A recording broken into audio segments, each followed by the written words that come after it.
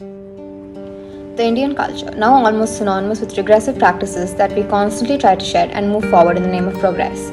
But what if our culture, that we grossly defame, actually has practices within it that carry nothing but empowerment and fairness with it, and in fact have been misinterpreted and in turn misused to justify at will discrimination? The relationship between India and homosexuality has faced the same fate, where our culture, which was previously respectful and even celebrated by the community, is now used as the very foundation to deem it unnatural. The regressive values have also seeped into the way women are treated in the Indian society and killed the very idea of women having higher quota and stands previously. Though there were movements that support women and the LGBT community and empower them, political agendas and centuries-long social impression have washed out the Vedic and pre-Vedic norms that gave people their then prevalent freedom.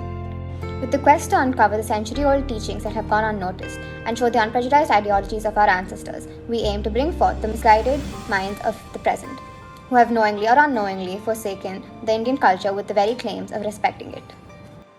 Only recently, on September 6, 2018, the Delhi High Court passed the judgment of decriminalizing homosexuality in India by invalidating parts of Section 377 Indian Penal Code, according to which homosexuals were previously subjected to imprisonment for at least 10 years.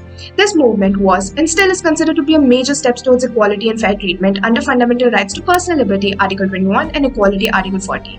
However, the community still faces discrimination in almost every aspect of their lives, from casual discrimination in debates and jokes to the ongoing alienation and even torment carried out by our very own citizens. Our progress towards equality is yet to be reflected in the minds of the people in this country. Now, as mentioned before, the justification given by most here is the unnaturalness of it. So let us rewind. Back in Manusmriti, the oldest text known to our culture doesn't exactly endorse same-sex couples, but does acknowledge it. In these two extracts from the text, it is evident that the book doesn't just acknowledge the various sexual preferences, but regards them similar, as seen in the form of these punishments, where the only concern is the pollution of a virgin's purity before marriage and not the gender she was with. Similarly, the Mahabharata, written in the 3rd century BC, also acknowledges the existence of third gender and homosexuality, in a light that not judgmental or prohibiting, but one with normalcy and acceptance. Shikandi, a warrior prophecy to kill Bhisma, born as a woman but raised as a man, married a woman. Upon the dismay of her wife for discovering that she married someone with a woman's body, Shikandi witnesses a divine intervention and turns into a hermaphrodite, someone who is considered as a man and a woman. And this is not the sole case. Lord Vishnu is known to have turned into Mohini to lure the demons and allow the gods to drink the amulet. However, in that time, Lord Shiva came across Mohini and fell in love with her and married her. And with that, Lord Ayappa was born. Then we have the combination of Lord Shiva and Goddess Parvati, known as Ardhanarishwar, a combination of man and woman. Aravan, another god to represent transgenders. Agni, representing bisexuality, who married both a man and a woman. Bahuchara Mata, the earth goddess who cut off her breast to protect herself from being raped and is worshipped by transgenders in the festival celebrated in Gujarat. The entire concept of homosexuality and transgenders is embedded in our culture, where the Hindu religion actually acknowledges the third gender as Tritiya Prakriti, or a category of individuals who are not male or female and are not expected to act as either. Furthermore, there is an actual emphasis upon in a section of the Ramayana where it is said that upon his return to the kingdom, it was the people of the third gender who held diyas to guide him in the right direction, and for that, Rama blessed them. This is the reason why even now most people believe the third gender has the power to bless and curse. Now, the argument that most people have against same-sex marriages is its inability to produce a child. But in our ancient texts, we have Varuna and Mitra, the gods of water, who are considered as the epitome of male relationships. And not just that, but they are the father of two children, Rishi Agastya and Rishi Vashishth, born through surrogacy with the help of an Apsara known as Urvashi. Going further from here, we have the book of Kama Sutra, written in the same timeline which devotes an entire chapter to homosexuality. And this is the same as the third nature of humans, where we desire others of the same sex and can even lead to long-term unions. Needless to say, our ancient scripts have various representations of every sexual preference, highlighting the very normalcy and yes, natural state of their existence. And apart from these scripts, we also have our long-standing historic and in some instances religious sites depicting the culture celebrating the hetero and homosexuality in all its glory. We have the Lakshmana temple in Khajuraho, built in the 10th century, showing various carvings of men engaging in sexual activities with other men. And just to emphasize, this place is a temple, a place of worship for Lord Shiva that has been standing for centuries, and it is not a rarity as seen in all these temples. Folklore films and movies have also depicted the same, such as the Teja and Bija story in a Rajasthani folklore, where Bija was brought up as a man and married to Teja. However, Bija tries to dress as a woman, which Teja disapproves of. For them, the villagers pray to the ghost to turn Bija into a man and are successful. However, Teja hates Bija's new form and wishes for her to return as a woman. At the end of the tale, they live happily ever after as married women. Even the films in recent times depict the prevalence of various sexual preferences in India, some recalling the past, such as Khilji and Babur and Seen and Babur Nama, who were known for their involvement in same-sex relations. In fact, the IPC was instilled by the influence of the British Raj, and under their rule, totally disregarding our rich history. Individuals thereafter have read the same text and witnessed the same sculptures, but turned a blind eye to it and used our gods as a reason to prohibit what they themselves have said to practice and celebrate. This misinterpretation of our history has caused us to regress through these centuries and drop the very principles taught to us. Talking about principles, bring to mind concepts such as modesty and unity. Would have been the target of criticism regarding the modesty or lack, which eventually leads to various sections, bombing the media about girls not dressing decently or that they dress to distract men. Cases of sexual assault and harassment have been turned and twisted with questions of women's dressing style and constantly related to how they are against our culture and tradition. A look back into the Bhagavad Purana depicts Ajmela, an ascetic who was sidetracked when he saw a scantily dressed woman, who was intimately embracing a man in public.